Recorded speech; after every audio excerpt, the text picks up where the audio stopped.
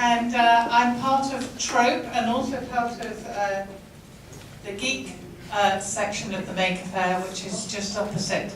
And we've got lots of lovely things. My particular area is animation, so we're at the back doing the animation. We had a nice big art installation. What an amazing talk, that was so lovely. It was just great, I learned so much.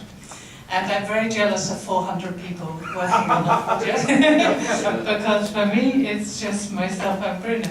So this is what we do. Let me just check I'm going forward. Here we are. Yeah, so Bruno and myself form a company called Trope. This was to link to my PhD, which I did at Goldsmiths University. And we invented jointly a way of animating without a screen. Secretly, I think I may be in another life Eastern, because I so hate the screen, and I like immersion and all of these things. I think I'll go over if I show you our website, but I might try and see if it will do the link. Will it do a link? Are we on the internet? Yeah? Okay.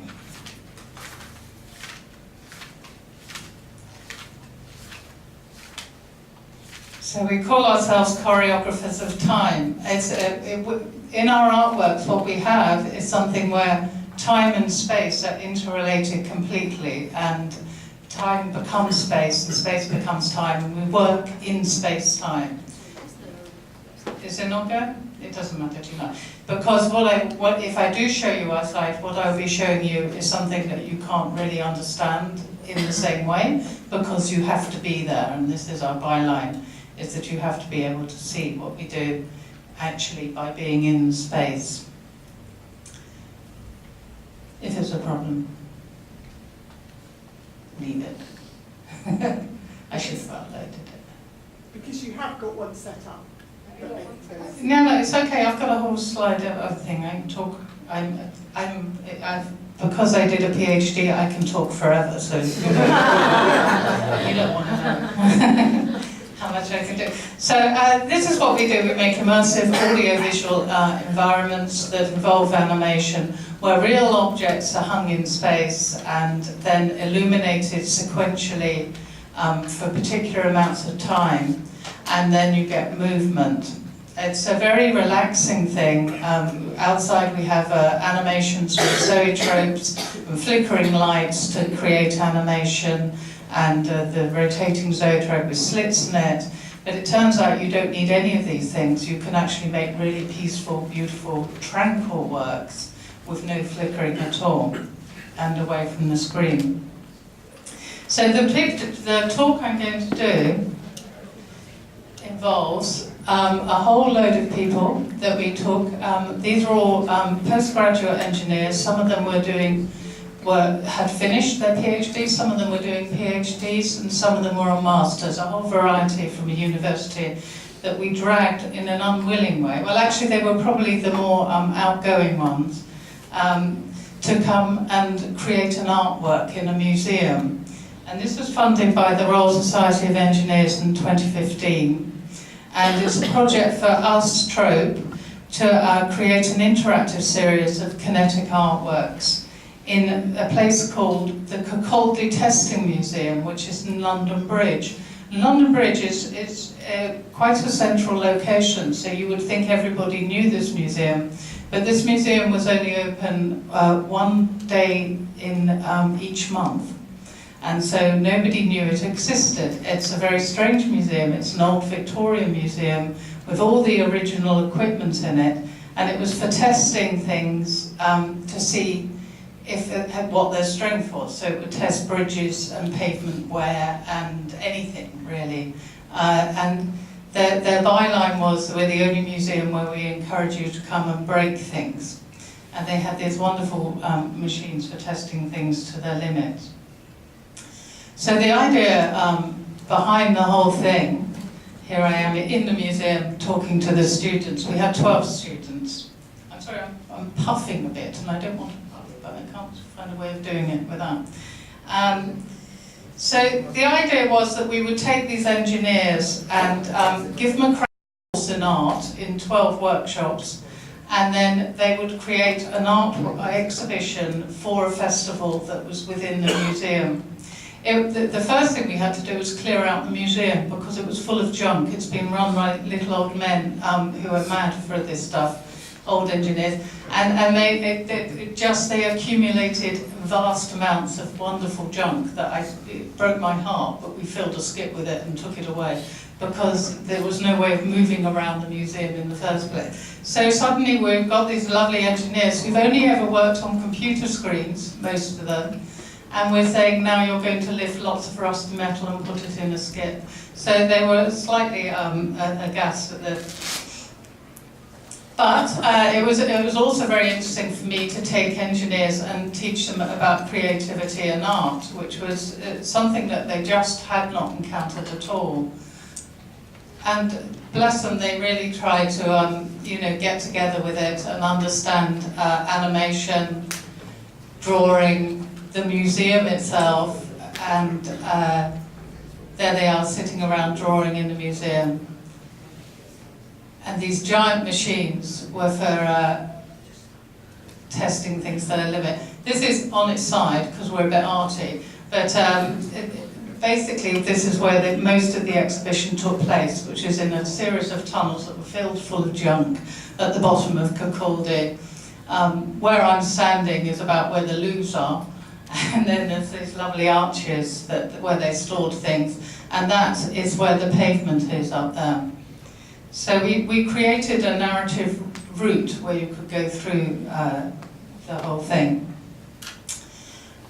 There were lots of things. The thing that surprised me most of all introducing engineers to making was I had assumed engineers would know how to, say, saw a bit of wood or handle a drill or knock a nail in.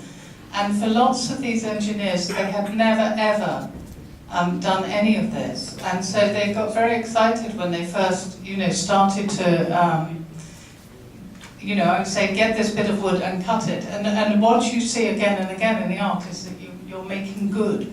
This is the MacGillivray. You problem solve on a continual basis. This is a museum that isn't built to take art.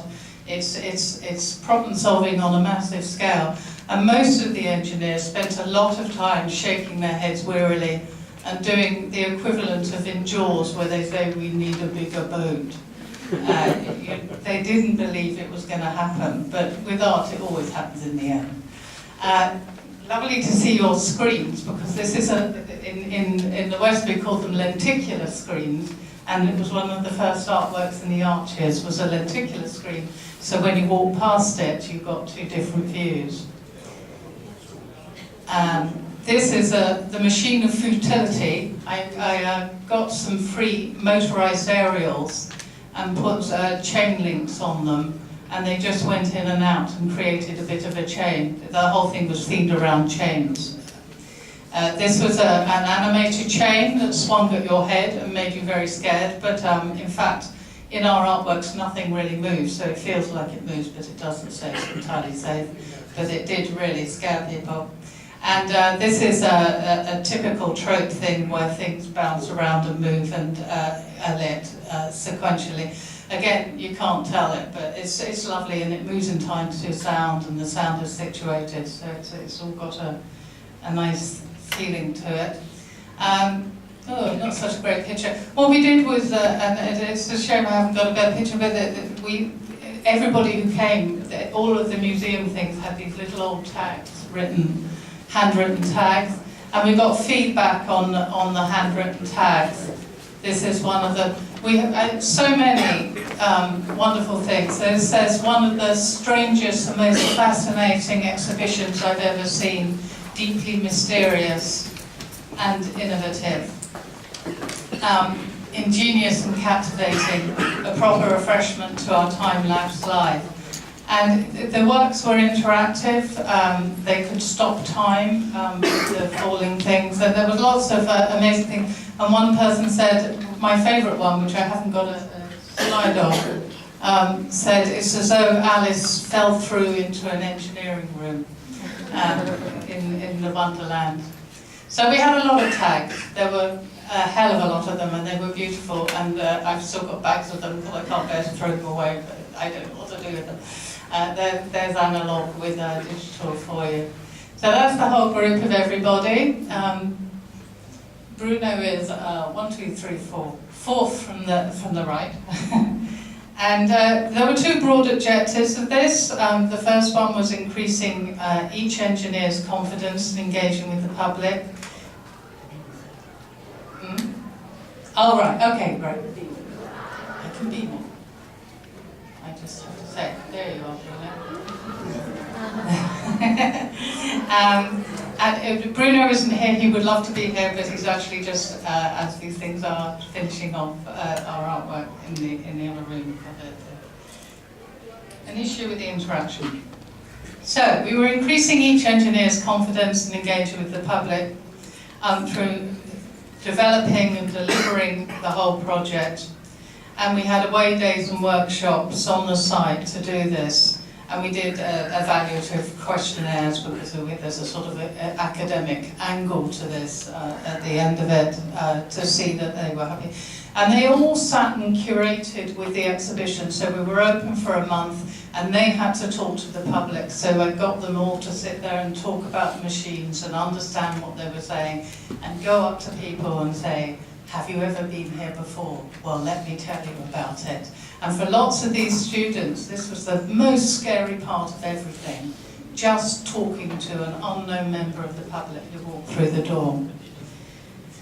And then the other thing, the other big objective was to inspire and bring science to life, which I'm sure you can all identify with here, for a new audience by adding an artistic dimension to what the museum currently offered. And this was measured through having a greater footfall, increased opening hours, and the incredibly positive feedback from people. We had people who came in who said, I've never been in this building before, I've always wondered what it is. And you know, I was in a really bad mood when I came in, and I am so, you have made my weekend, you know, you have absolutely made a huge difference to my life just going through this exhibition, because it was so unexpected and it was such a big thing. So it was very rewarding for all of the engineers to do it. But I'm hoping that in Singapore, your engineers don't just look at the computer screen, and they do actually know how to pick up a saw and saw a bit of wood and drill a hole, because these are useful life skills. And it came as a real surprise to me that they didn't have these skills. Anyway, that's